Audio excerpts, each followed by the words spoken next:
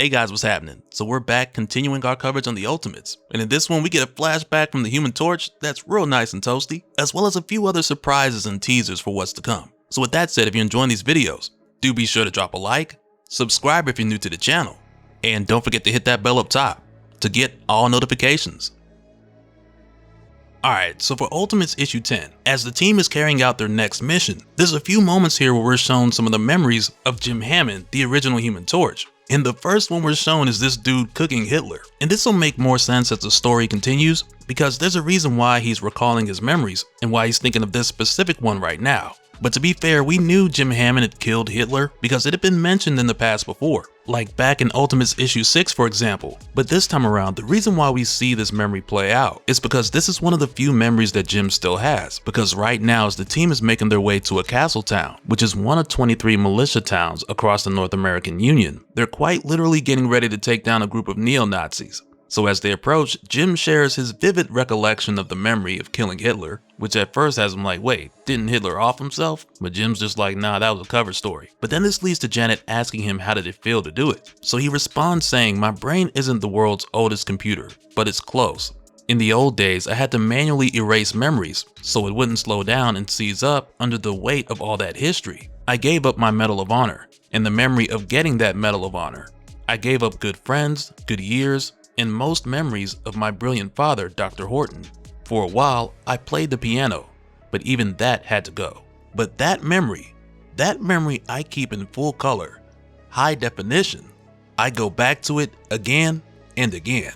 It keeps me warm. And just as a quick reminder, back in Ultimates issue 7, we were told by Jim himself, after he was rescued by Tony, Steve, and Doom, he was given modern upgrades. And I don't recall off the top of my head if it was Tony or Doom, but Jim was basically rebuilt from the ground up. And like we've seen leading up to this, his cognitive upgrade has caused him to act more human than android. It's allowed him to communicate better with people, but also it's caused him to be very curious and introspective. And that's going to play a bigger role in a little bit. But in the here and now, Cap's like, that's enough of the reminiscing, because now they're here. And this is where we learn through Jim about this whole castle town, where again, this is just one of 23 militia towns across the American Union. And this place is occupied by a group of people who call themselves the Red Skulls, who were inspired by the actual Red Skull, but in the modern day, their leader is the Grand Skull. But when it comes to these towns that they put together in this whole stronghold setup, where inside you got 1,500 people, men, women, and children, they actually took the idea of living in these strongholds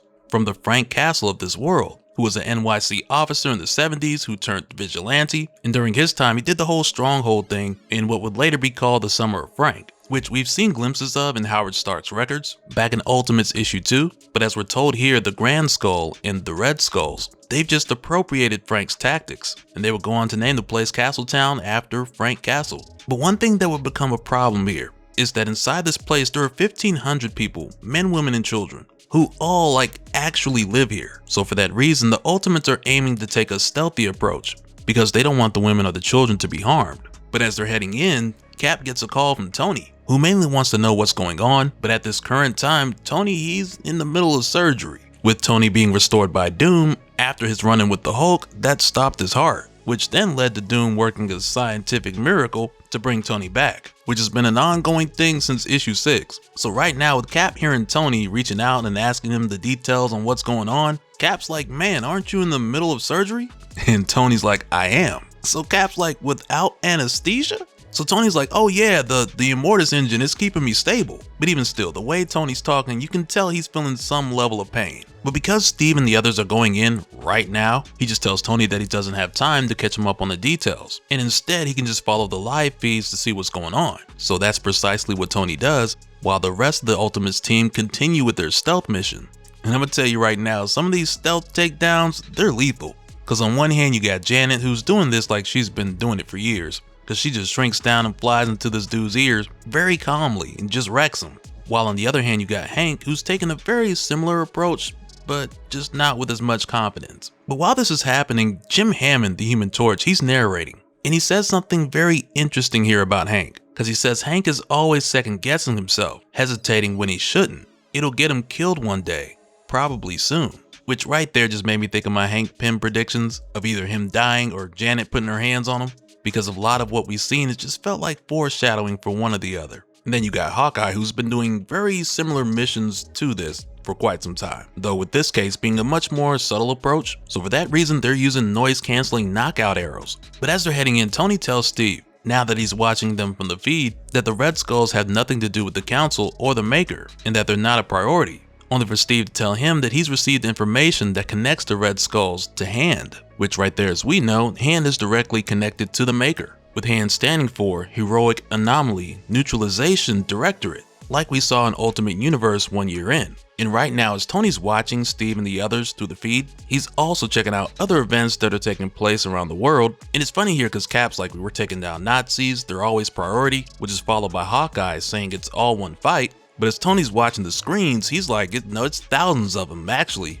And it's crazy because Tony's basically watching every one of our videos covering the Ultimates universe, whether it be Ultimate Spider-Man, Ultimate X-Men, Ultimate Black Panther. Like Tony's here watching all our videos at 2x speed. But as they make their way further in, the Human Torch creates this suppressive smoke to basically cover their trail. And for a moment here, this mission feels very similar to what we saw back when Tony, Steve, and Doom broke into the Hand facility to free Jim Hammond, because when they walk in here, they find Namor the Submariner. But the only thing is, Namor's dead. And it's pretty crazy how these guys just have Namor hanging up on the wall. And as soon as they see him, this is where they're confronted by the Grand Skull, who, like I mentioned before, this is the guy in charge. In the whole thing with the Red Skulls, they took inspiration from both Johann Smith, the Red Skull, as well as Frank Castle. And this is where we find out from Jim Hammond that this Grand Skull, he's not the first, because he goes on to say at least 5 other different men have held the position of the Grand Skull. 4 died violently. The civilian identity of the current Grand Skull is unknown to the public, and perhaps even to the larger organization itself. So yeah, a lot of these dudes are following this guy and they don't even know who he is. But as soon as they arrive, the Grand Skull tells them, the gang's all here. It's an invaders reunion, but we're well prepared for invaders. And as you would expect, Jim is shocked to see Namor here. So for a moment, he's like, it's him. It's really him. And as the Grand Skull goes on to tell them, like, yeah, that's him, didn't want y'all to see him yet, Jim is analyzing the Grand Skull, his voice, his height, biometric scans, to basically pinpoint who exactly is behind the mask. But his voice is being altered, so Jim keeps getting recognition errors. And he's also picking up a hint of mind control distortion, though at this point it's only implied that it's altering the Grand Skull's behavior. So I guess with time we'll learn more about what exactly is going on with that, or who may have planted it. So for a moment here where Jim asked him how did he do it, or if he killed Namor, which is also a clever way to keep the Grand Skull talking, so Jim can keep scanning them. This is where the Grand Skull tells them what happened. Because for starters, no, he didn't kill him. But he goes on to say the certificate of authenticity says his death was a political matter, an underwater coup of some kind. The Mad King was overthrown, according to Atlantean custom, and executed according to Atlantean law, as were his many wives, allies, and heirs. But the body became a holy site. Religions sprung up around it, like seaweed. Oppressed Atlanteans making pilgrimages and problems. The new regime down there didn't like it, so they exiled their former king after they killed him, which has to be some kind of first. It doesn't decay. See? They say, the worshippers say, it isn't just his super dense tissue. They claim the ocean's microorganisms refuse to eat the body. That even dead, every living thing down there recognizes its rightful king. But as the Grand Skull goes on, we find out that he basically just uses Namor's body as a recruitment tool. But he tells them here, it wasn't my idea to mount him, by the way. That was the last guy, a real collector, very into big game. But it turns out the corpse is a killer recruitment tool. The boys can't get enough of it. They practically piss themselves. You know, there's a lesson in there somewhere about symbols and their context. Down there, he's a miracle. Up here, he's a joke. The fish that never rots. And it's right here where Jim gives the signal, and Cap tells the team to clear the room. And right away, the Ultimates start dropping bodies. Like, these dudes ain't even have a chance. Because for the most part, these are regular dudes here equipped with laser guns. So they're basically neo-Nazi stormtroopers. So when you take that and you put it up against the Ultimates, it's not even close. So this fight ends just as fast as it started. So for a moment here, this has the Grand Skull like, oh, okay, well, wait a minute. And he tells Cap here, you know, you can learn a lot from us, how we operate. I mean, we both preach violent revolution against the world government, but we've been at it a lot longer than you have. And you know, with him saying this, he's not wrong. But of course, Cap's gonna see like, no, you're racist thugs and murderers as if they're nothing alike. When the truth is, they do have more in common than they don't. Because clearly they're both a group of murderers. Because I mean, if we just look at this issue alone, it's like the Ultimates are way worse. But with Cap saying, we're nothing like you, the Grand Skull comes back saying, well, you're right about that. We've got more money, better branding, and a much larger membership. We give them an enemy, a symbol. We give them something to believe in and something to die for. What do you give them? Here's one of our true believers now. His name is John Walker. John's been a devoted follower of Red Skull content for years, ever since he was a boy. 16 months ago, he came to me with a metal box, a message from Tony Stark, and a vial of super soldier serum, asking me what to do.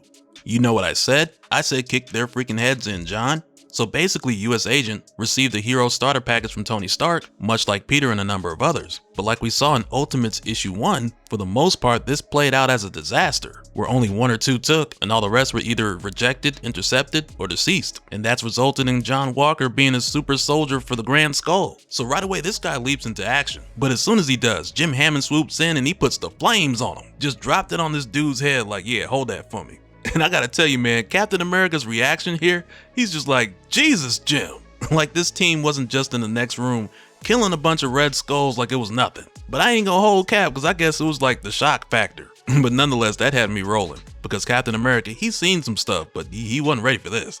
And his reaction took me out. In the Grand Skull, he just over here like, grand opening, grand closing. But right here, when he shoots at Cap with his laser gun, Cap tells him, you're not the Red Skull. I killed Johann Smith 75 years ago. Take that thing off and give up this charade. You're done.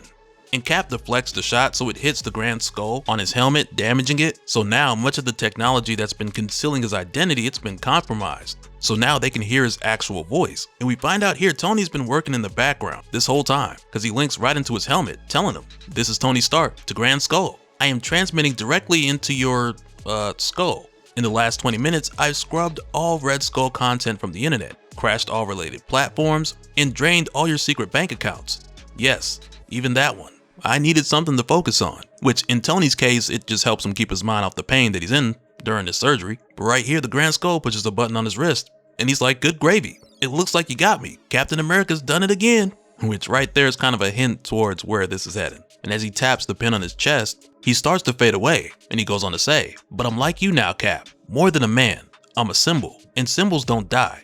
They just come back different.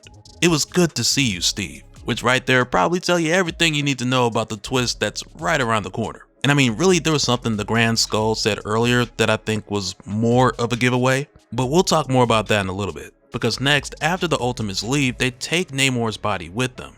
And it's not a whole lot that's said here, but they basically just do a small funeral for Namor. And they give his body back to the sea, which I hope will turn into something much bigger down the line, but we'll just have to wait and see. And following this, when we head back to the Triskelion satellite, which is like the Ultimate's base of operations, Jim notices that Steve hasn't slept or spoken since Namor's funeral. And instead, Steve's just been sitting in his room with the lights on. And just as a bit of extra context here, with Jim having his recent cognitive upgrade, this has caused him to do a lot of searching within, where he's asking questions about the memories that he's lost, and he's searching for answers to things about himself as well as humanity and the world. But also it's allowed him to become more intuitive to human emotion. So when he sees Cap here, he knows that it's not just about Namor's funeral, but instead it was about what the Grand Skull had said.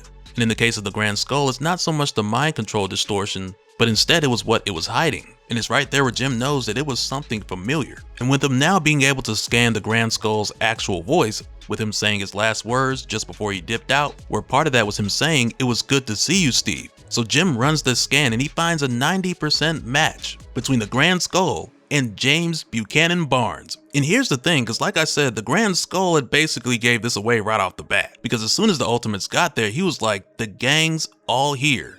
It's an Invaders reunion. So with Jim finding Bucky's voice match, it's all starting to come together because Jim was there, Cap was there, and I mean Namor, he was there in like a weekend at Bernie's kind of way. But yeah, just like the Grand Skull said, they all were basically there. And it's right here where as soon as Jim figures this out, it's right here where Steve is just like, Bucky? So yeah, after this, I gotta see how Bucky comes back. Because you know he's gonna have a whole new costume and everything. It's probably gonna be sick. But on top of that, is John Walker actually dead? I don't know. And last but not least, the evolution of the Human Torch continues. And we have yet to see how, or if at all, this may or may not tie in with Janet or Hank and turn into a whole thing with Ultron. Because we've seen the hints. So yeah, there's a lot cooking in this series. Man, I can't wait to see more. And so now real quick, I want to give a special shout out to all the patrons. Thank you guys for all of your support. And for anyone who's new here, who wants more information on how to support the channel, I got a link below. where you can go to patreon.com/dopespill. But that'll do it for this one, guys. Let me know your thoughts down in the comments below, and we'll do it again on the next one. Alright, later.